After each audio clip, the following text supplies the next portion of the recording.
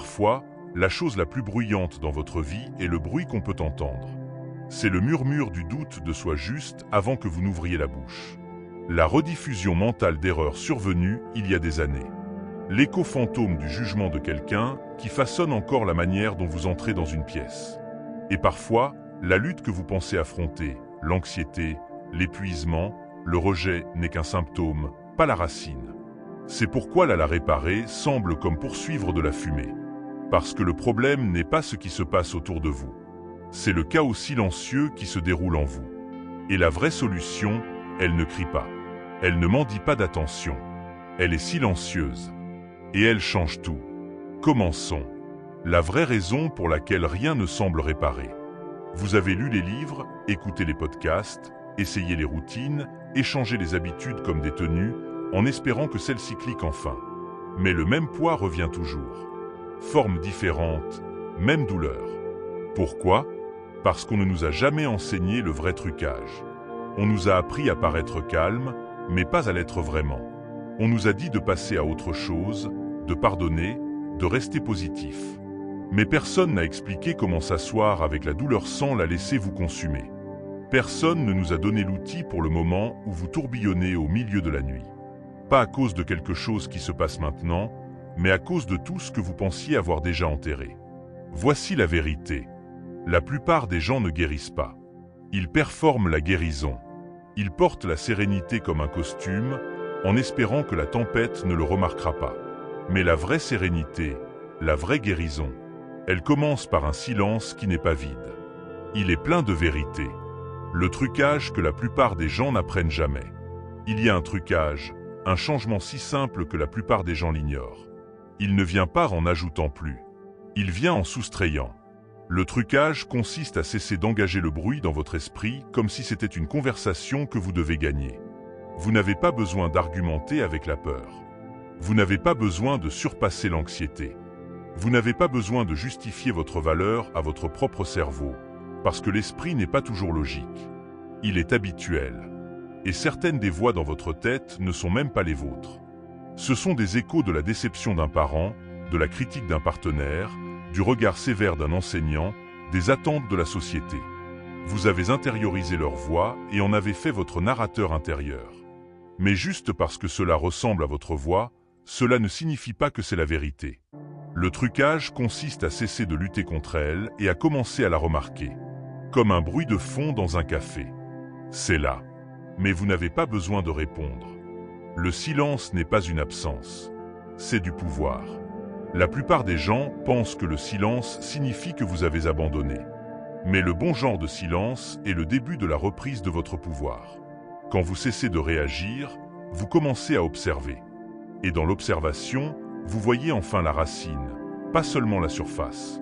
Vous réalisez que vous n'étiez pas en colère. Vous aviez peur d'être abandonné. Vous n'étiez pas paresseux. Vous étiez paralysé par la honte. Vous ne surpensiez pas. Vous manquiez de confiance en votre propre intuition. Le silence révèle ce que le bruit essaie de cacher. Mais voici où la plupart des gens se coincent. Ils essaient de faire taire le bruit par la force. Ils tiennent un journal. Ils méditent. Ils respirent profondément, tout en suppliant les pensées de partir. Mais le silence n'est pas quelque chose que vous créez. C'est quelque chose à quoi vous retournez. Comme un fleuve sous la circulation, toujours là. Vous devez juste cesser de vous tenir au milieu de la route. À quoi cela ressemble dans la vraie vie? Imaginez ceci.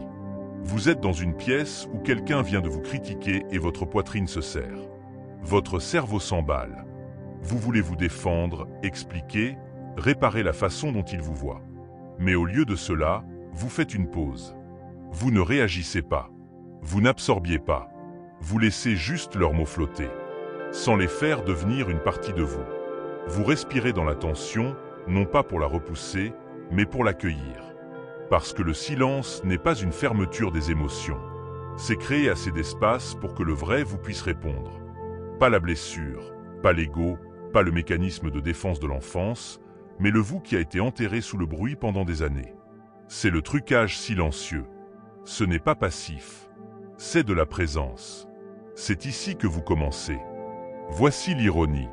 La chose que vous cherchez, la paix, La clarté, le soulagement ne vit pas dans une version future de vous. Elle vit dans votre capacité à cesser d'alimenter ce qui vous épuise déjà. Elle vit dans la pause, dans le souffle avant la réaction, dans l'espace entre le déclencheur et votre vérité. Vous voulez réparer votre surpensée. Cessez de traiter chaque pensée comme une urgence. Vous voulez réparer vos relations. Cessez de répondre à partir de la version de vous qui essaie encore d'être aimé par quelqu'un qui ne pouvait pas. Vous voulez réparer votre épuisement. Cessez de poursuivre des résultats qui n'ont jamais été les vôtres à porter. Vous voulez réparer tout. Apprenez le trucage silencieux de ne plus répondre comme avant. Et quelque chose d'incroyable se produit. Ce qui vous contrôlait autrefois commence à se dissoudre. Mais juste au moment où vous sentez que vous avez fait la paix, quelque chose de plus profond surgira. Et vous vous demanderez, si j'arrête de réagir au monde, que se passe-t-il pour la partie de moi qui avait besoin du chaos pour se sentir vivante? La réponse est là où nous allons ensuite. Quand vous cessez de réagir, un silence étrange suit. Et pendant un moment, il semble paisible, sans poids. Mais ensuite, quelque chose d'inattendu se produit. Le calme que vous avez créé commence à résonner. Et cet écho révèle quelque chose d'encore plus fort que le bruit que vous avez fait taire. L'addiction à la lutte elle-même. Parce que la lutte vous donnait une histoire. Elle vous donnait une identité. Elle vous donnait un but. Lutter, prouver, poursuivre, réparer. Sans elle, qui êtes-vous? C'est le deuxième piège dont personne ne vous avertit. Vous ne guérissez pas seulement de votre douleur. Vous devez lâcher votre attachement à être la personne qui l'a survécu. Le confort caché du chaos. Nous ne répétons pas le chaos seulement parce que nous sommes brisés. Nous le répétons parce qu'il est familier. Et la familiarité ressemble à de la sécurité, même si cela fait mal. Vous ne voulez peut-être pas lutter, mais vous savez qui vous êtes dans la lutte. Vous êtes celui qui essaie plus fort, qui porte les autres, qui travaille tard, qui se relève après avoir été renversé. Mais si vous cessez de lutter, si vous cessez de trop expliquer, de trop donner, de trop analyser, alors quoi? Alors vous restez avec le silence. Et dans ce silence, la peur plus profonde émerge, que vous n'ayez jamais su qui vous êtes sans le bruit. Mais ne fuyez pas cette peur. Cette peur est votre invitation, parce que le silence n'est pas un vide. C'est un miroir. Vous avez confondu effort et valeur. Si toute votre vie a été faite d'efforts, essayez d'être aimé, d'être suffisant, d'avoir de l'importance, alors ne pas essayer ressemble à un échec. Mais peut-être n'avez-vous pas besoin d'essayer pour être aimé. Vous n'avez pas besoin de gagner votre valeur. Peut-être que le silence vous effraie parce qu'il ne vous demande rien. Et vous êtes habitué à être nécessaire pour vous sentir en sécurité. Mais la vérité est celle-ci. Le silence ne vous enlève pas votre identité. Il vous la rend. Vous n'êtes pas ce que vous faites pour les autres. Vous n'êtes pas vos pensées. Vous n'êtes pas votre réponse au trauma. Vous n'êtes pas le réparateur, le complaisant, le penseur, le poursuiveur. Vous êtes quelque chose de plus doux, de plus sage, de plus libre. Et cette version de vous, le vrai vous, n'émerge que quand le bruit cesse d'exiger la scène. Mais qu'en est-il de la culpabilité? C'est la partie qui pique. Parce que quand vous commencez à vous détacher du chaos, vous ressentirez de la culpabilité. Culpabilité pour vous reposer. Culpabilité pour dire non. Culpabilité pour ne pas répondre. Culpabilité pour ne plus être celui qu'ils attendaient toujours que vous soyez. Et cela semblera comme si vous faisiez quelque chose de mal. Mais la culpabilité n'est pas toujours un signe de faute. Parfois, la culpabilité est un signe que vous brisez un schéma conçu pour vous garder petit. Vous vous sentez coupable de vous mettre en premier parce qu'on vous a appris à croire que vos besoins étaient égoïstes. Vous vous sentez coupable de vous détacher parce qu'on vous a appris que l'amour signifie sacrifier votre paix. Mais voici la vérité. Le vrai amour ne vous demande pas de rapetisser. La vraie paix ne vient pas avec de la culpabilité. Et la vraie guérison commence quand vous lâchez prise. Même si vous avez peur de ce que ce silence révélera, la guérison commence quand vous cessez d'expliquer. Voici quelque chose que personne ne vous dit. Vous ne devez d'explication à personne pour votre guérison. Vous n'avez pas à justifier votre distance. Vous n'avez pas à défendre votre silence. Vous n'avez pas à convaincre quiconque pourquoi vous n'êtes plus celui que vous étiez. Parce que la guérison n'est pas un projet de groupe. C'est un retour intime et sacré à vous-même. Les gens qui vous aiment vraiment n'auront pas besoin de la performance. Ils sentiront votre paix. Et ceux qui n'aimaient que votre performance disparaîtront avec le bruit. Laissez-les partir. Vous n'avez pas besoin d'un public pour être entier. Vous avez juste besoin d'espace pour entendre à nouveau votre propre voix. Comment le silence transforme votre réalité? Quand vous apprenez ce trucage, quand vous commencez à choisir le silence plutôt que la réaction, tout autour de vous change. Pas parce que le monde a changé, mais parce que votre relation avec lui a changé. Vous cessez de paniquer pour les humeurs des autres. Vous cessez de poursuivre la clôture auprès de ceux qui sont partis. Vous cessez de tourbillonner quand les plans s'effondrent, parce que vous réalisez que la paix ne vient pas du contrôle. Elle vient de la clarté. Et la clarté ne vient que dans le silence. Vous commencez à voir les choses telles qu'elles sont, pas telles que vos blessures les interprètent. Vous remarquez quand la gentillesse de quelqu'un a des ficelles. Vous sentez quand une conversation vous tire vers d'anciens schémas. Vous cessez de confondre intensité et intimité. Vous cessez de confondre performance et connexion. Vous voyez clairement parce que les parasites sont partis. Le moment où vous réalisez que vous êtes libre. Cela ne sera pas dramatique. Il n'y aura pas de feu d'artifice. Il n'y aura pas de ligne d'arrivée. Il n'y aura même pas de « vous y êtes arrivé ». Mais il y aura un moment calme et inattendu où quelque chose de stressant se produit. Et pour la première fois, vous ne réagissez pas comme avant. Vous ne tourbillonnez pas. Vous ne vous effondrez pas. Vous ne poursuivez pas. Vous ne surpensez pas. Vous respirez. Vous faites une pause. Et vous répondez. Pas par peur, mais par paix. C'est ce moment. C'est la victoire silencieuse. Et plus cela se produit, plus vous réalisez que le trucage a fonctionné. Vous n'avez pas eu à vous battre pour sortir. Vous avez juste dû cesser d'alimenter ce qui n'était jamais le vôtre à porter. Mais même après cette victoire, l'ancienne version de vous ne disparaîtra pas du jour au lendemain. Il y aura un dernier test. Le moment où vous serez tenté de retourner au bruit, parce qu'il ressemble encore à la maison. La partie suivante révèle quoi faire quand le silence semble trop infamiliar pour lui faire confiance et comment rester libre même quand le monde essaie de vous tirer en arrière. Vous pensiez que le silence réparerait tout. Mais maintenant que vous y êtes enfin, calme, ancré, plus de supplications ni d'explications ni de poursuites, une nouvelle sorte d'inconfort commence à murmurer. Et si j'avais tort? Et s'ils ne reviennent jamais? Et si cette paix n'est qu'une autre forme de solitude? C'est la dernière illusion à laquelle vous devez faire face. Parce que le silence n'est pas une ligne d'arrivée. C'est un début. Et les débuts sont toujours confus parce que l'ancienne version de vous résonne encore. Espère encore que quelqu'un le remarque. Attend encore que l'ancien schéma récompense votre nouveau comportement. Mais la guérison ne vous récompense pas comme la douleur le fait. La douleur est bruyante. La douleur donne une attention immédiate. La guérison donne de l'espace. Et l'espace semble vide jusqu'à ce que vous réalisiez que c'est en fait de la liberté. Le vrai ennemi n'était pas le bruit. C'était l'addiction au bruit. Vous vous êtes habitué au chaos, au drame, aux allers-retours, aux prévisions météo émotionnelles. Vous couriez chaque matin dans le ciel de quelqu'un d'autre. Vous êtes devenu accro non pas aux gens, ni aux problèmes, mais à la sensation d'être nécessaire dans la dysfonction. Cela vous faisait vous sentir utile.